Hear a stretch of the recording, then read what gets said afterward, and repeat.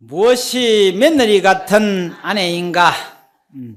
정성과 공경을 다하여 어른을 공경하며 겸손하고 순종하는 것으로 남편을 받들어 섬긴다. 일찍 일어나 늦게 자며 말하는 것을 공손히 하고 조심하여 입으로 잘못된 말을 하지 말고 몸으로 잘못된 행동을 하지 않으며 착한 일은 다른 사람이 했다고 하고 허물이 있으면 스스로 솔직하게 뉘우친다. 또 가르치고 훈계하며 어질게 베풀고 정인하는 것으로 도를 삼으며 마음이 단정하고 뜻이 한결같아 조금 더 간사함이 없게 한다. 아내의 예절을 바르게 닦아서 남에게 실례를 저지르지 않으며 나오나 머물거나 이 일을 잃지 않으며 오직 화목하게 하려고 노력하는 이것이 며느리 같은 아내이다. 여러분들 며느리 될 적에 한만 맺혔지요? 그래가지고 며느리 볼 적엔 절대로 우리 시어머니 같은 며느리 안 본다고 이제 다짐하다 지는 시어머니 양반대로 꼭 그대로 시어머니 그대로 또 며느리한테 하거든. 그래서 이 며느리와 그 시어머니 고부간의 그 인연은 그대로부터 하나 변함이 없답니다.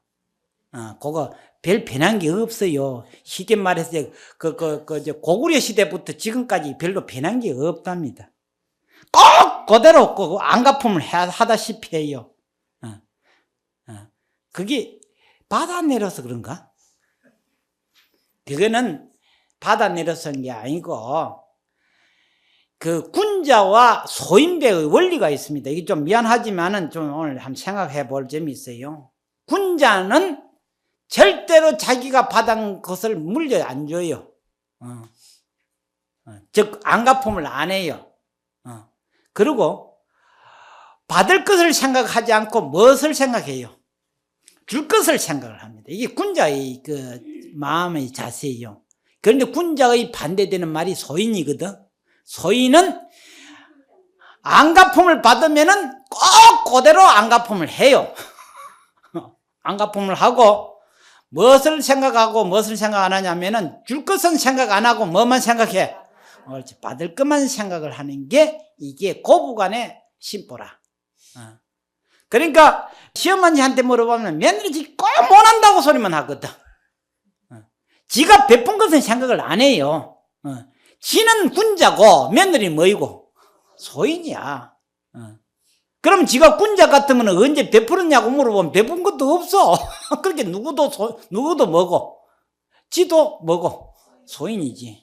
그래서 소인과 소인이 맞부딪혔으니 고구려 때부터 지금까지 뭐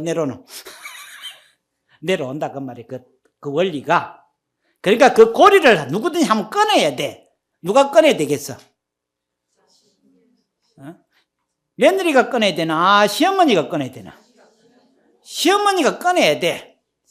시어머니가 안 꺼내면은 며느리와 그 고부간의 이 앙숙은 영원히 간다 그 말이야. 그러니까 여러분들 시어머니 됐을 때 뭐 같이 하면 되노?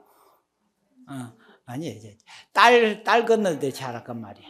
딸은 눈을 흘기고 떼들어도 아이고 저것 때문에 내가 못 이긴다 하지. 며느리가 눈은 반쯤만 고개만 돌렸다가는 큰일 나지.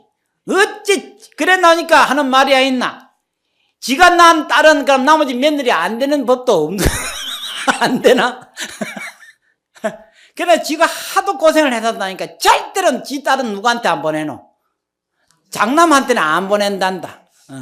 그래 놓으니까 누가 하는 말이 니는 나올 적에 차남부터 낳았나?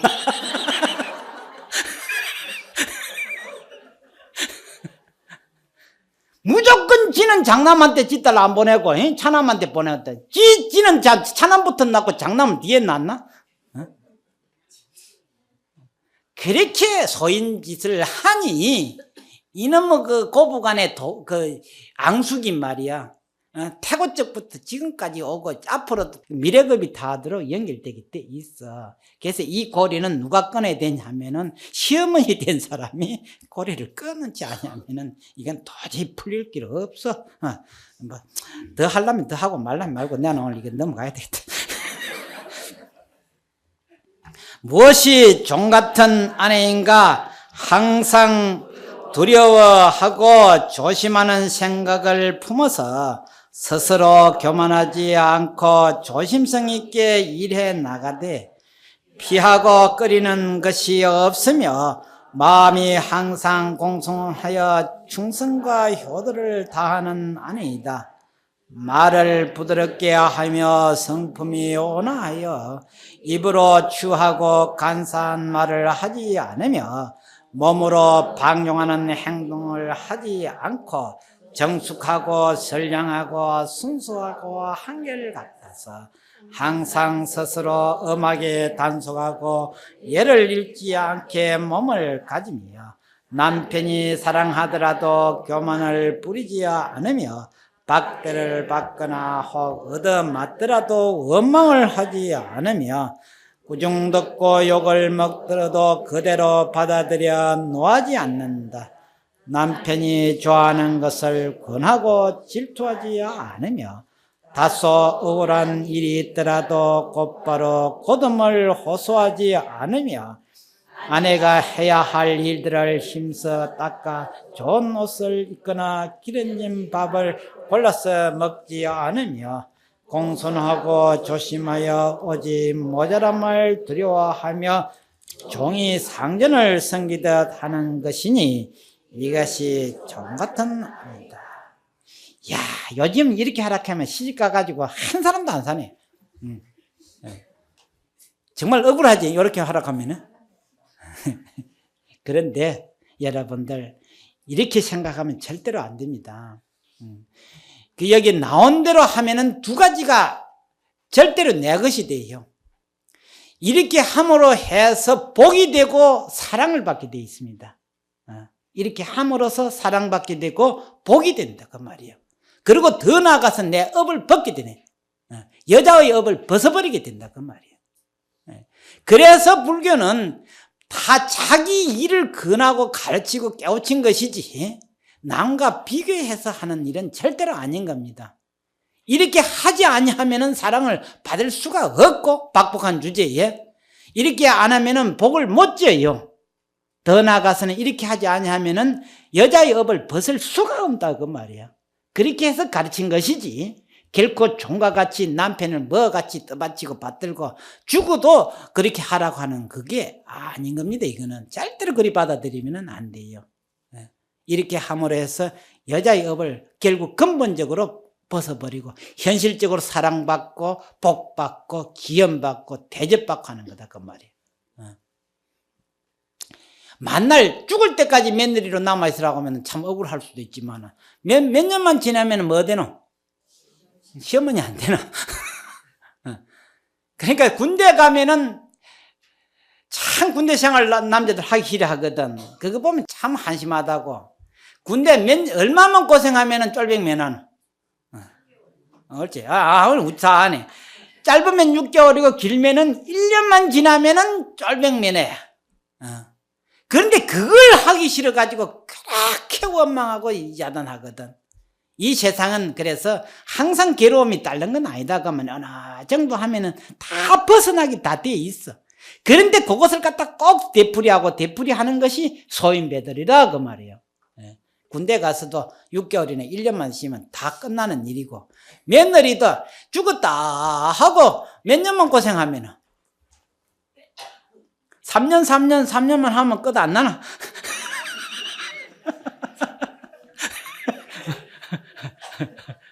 죽어도 3년만 하면 끝날 긴데 그래 안 해도 될 건데 그 말이야. 그래 한 10년만 고생해놓으면 항상 뭐 노릇하노?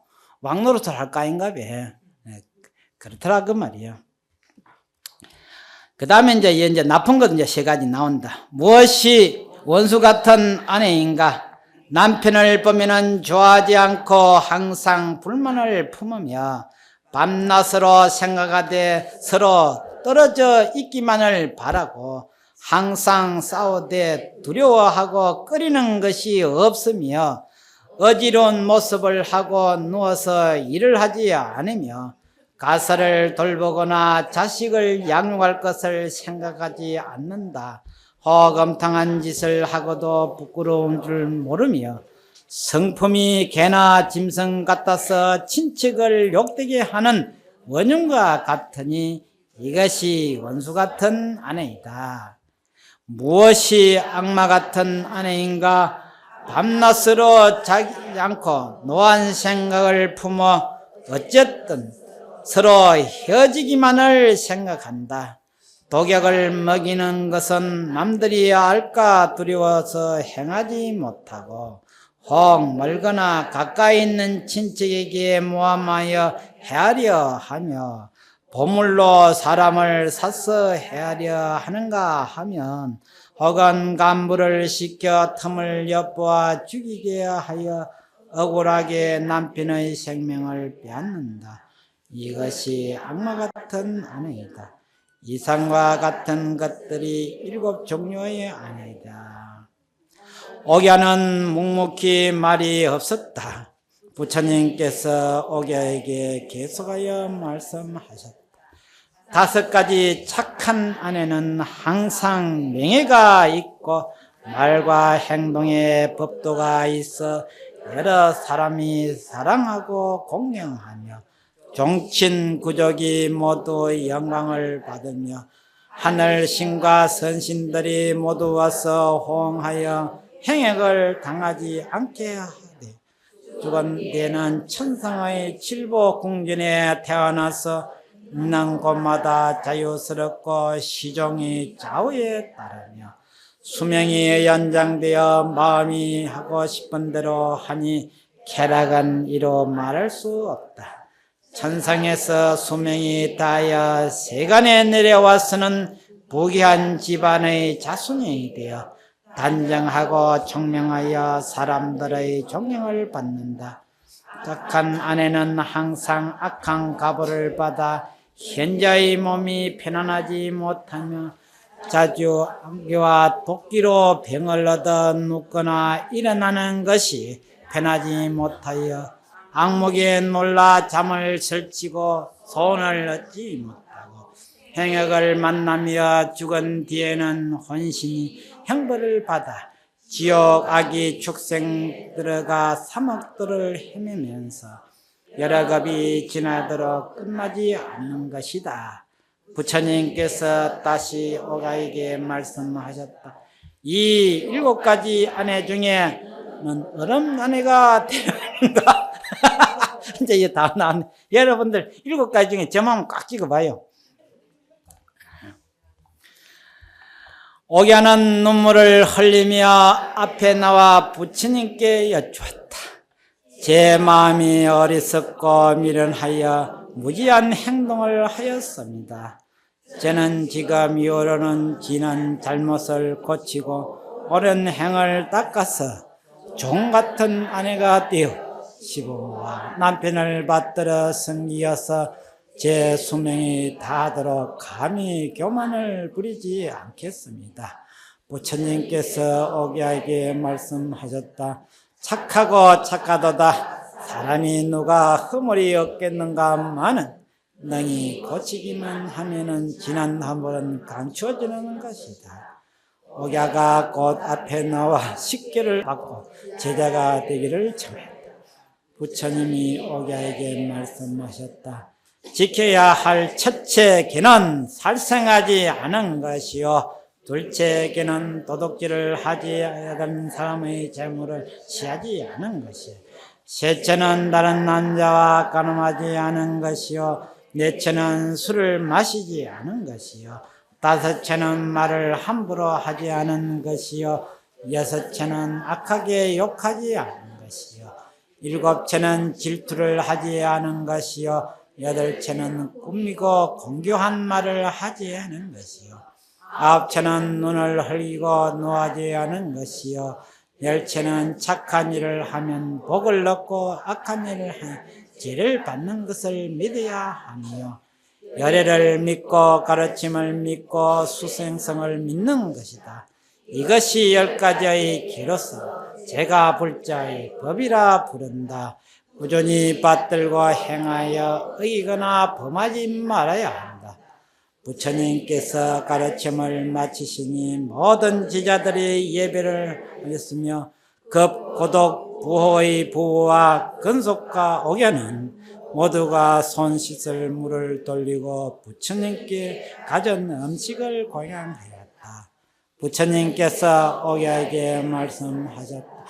보시를 하면은 항상 복을 받아서 다음 세상에 다시 억만장자의 집에 태어나게 될 줄을 알아라.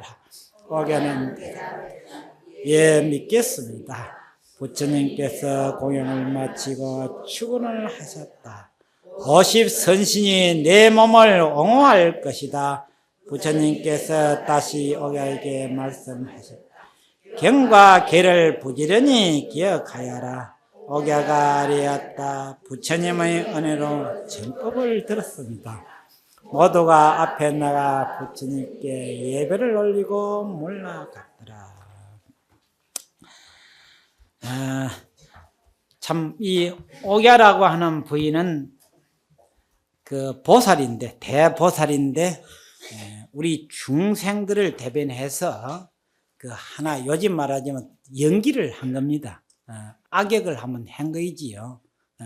악역이라고 한 것은 반드시 그 가보가 고통을 받게 되고, 여기에 옥야가 이제 뒤에 개유해가지고 착한 사람이 되니까 부처님께 수기까지 받아서 다음 세상에 태어나더라도 억만장자의 집에 태어나게 된다고 하는 그런 것을 받게 되었습니다. 그래서 이 세상은 결국은 해탈이라고 하는 것은 죄와 복까지 다 벗어버리고 그렇기 때문에 중생업을 다 벗게 되는 겁니다. 그러므로 해서 대해탈을 얻게 되면은 불보살이 되는 그런 것을 말하는 것이지요. 일종입에 본시망하여 기삼도 역사생고 연미생시야 조시하여 갱이개구 성낭자라 경상경호 기춘충고 요심한사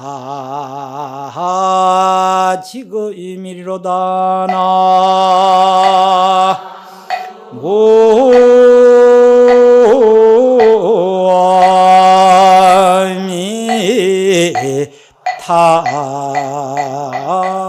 나미타불. 왜 오늘 우리들 모두가 범부 중생의 몸을 받게 됐는고 하면은 우리의 근본 심성을 한번 비틀면서 어기면서 잘못 쓰면서부터서 시작을 해가지고 결국 한번 미끄러지면 또 미끄러지고 또 미끄러지게 되어 있습니다. 여러분들 세상 살아가면서 보면은 한 번 실수를 하면 몇 번 실수합니까? 3번을 실수하지. 그래서 흔히들 말하는 30 먹고 세판이라는 게 있죠.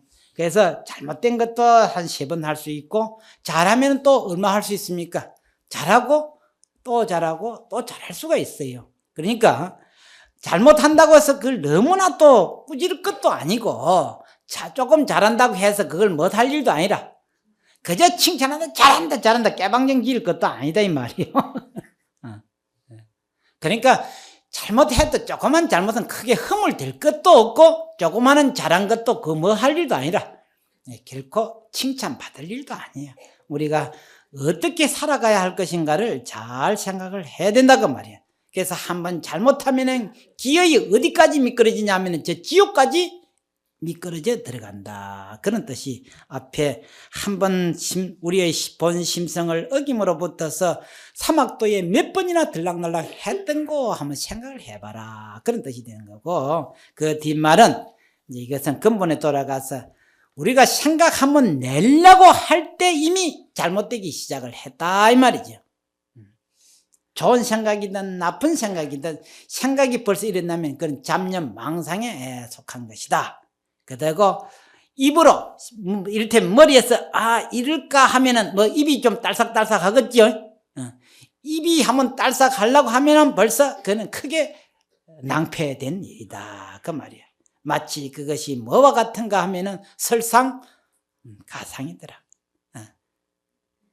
벌써 이제 봄이 다 돼가지요. 입춘 지나가고 이제 얼마 있으면 우수가 닥칠 건데, 이 겨울 오고 봄 오고 이러기를 여러분 몇 번씩 했습니까?